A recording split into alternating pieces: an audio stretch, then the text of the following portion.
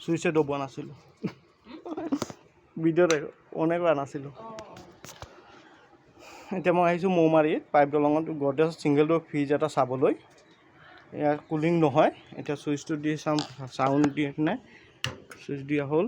ইয়াৰ input ভল্টেজটো চাম কিমান আছে ইনপুট ভল্টেজ আছে 100 আউটপুট ভল্টেজ ঠিকে আছে মেচিন চাউণ্ড দিয়া নাই থাৰ্মোষ্টাৰ সেইটো অফ আছে নেকি চাওঁ নাই এইটো অফ নাই এটা একো মাত দিয়া নাই এতিয়া ফ্ৰিজটো খুলি চেক কৰিম কি হৈছে লাইনটো অফ কৰিলোঁ ফ্ৰিজটো প্ৰব্লেম হৈছে ন' কুলিং ঠাণ্ডা নহয় এতিয়া ইয়াত কেনেকৈ চেক কৰিব লাগে বস্তুটো আপোনালোকক মই দেখাম